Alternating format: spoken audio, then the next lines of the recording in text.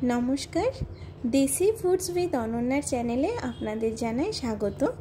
आजकेर recipe hello सब्जी दिए डालियार खिचुड़ी एबं ता बानानोर जोन्नो प्रथमे एकटी पात्रे जल गरम करे ताते भालो करे गरम जल दिए धुए नेওয়া प्राय 1 कप मसुरिर डाल एबं 1 कप डालिया दिए दिते हबे एबं एटा खूब भालो करे नाड़िये दिते हबे।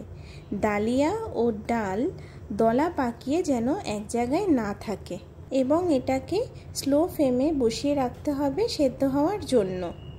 এবার একটি কড়াইয়ে অল্প সরষের তেল গরম করে তাতে একে একে বাদাম কিছুক্ষণ ভেজে তারপর কিছু কাজু বাদাম আরও অল্প কিছুক্ষণ ভেজে এবং সবশেষে কিশমিশ দিয়ে হালকা ভেজে তুলে নিতে হবে। এবার ওই তেলেই গোটা জিরে তেজপাতা শুকনো লঙ্কা ফোড়ন দিয়ে দিতে হবে।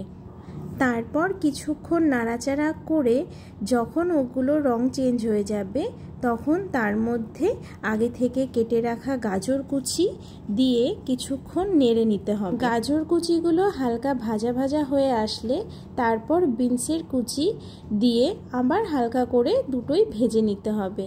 এরপর ওতে ক্যাপসিকাম কুচি দিয়ে বেশ কিছুক্ষণ ধরে ভেজে নিয়ে তুলে নিতে হবে।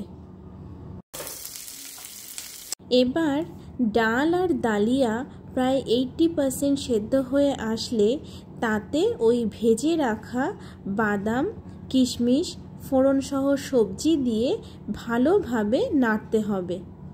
পুরোটা ভালোভাবে নেড়ে দেওয়ার পর এতে পরিমাণ মতো নুন হলুদ এবং চিনি যোগ করে দিতে হবে।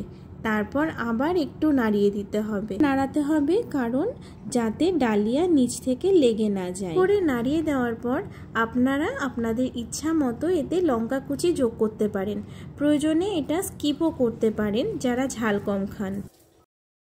ডালিয়া প্রায় সেদ্ধ হয়ে এসেছে বুঝলে ওতে গরম মশলা ও ঘি অ্যাড করে ভালো করে নাড়িয়ে নিলেই তৈরি সবজি দিয়ে তৈরি নিরামিষ ডালিয়ার খিচুড়ি।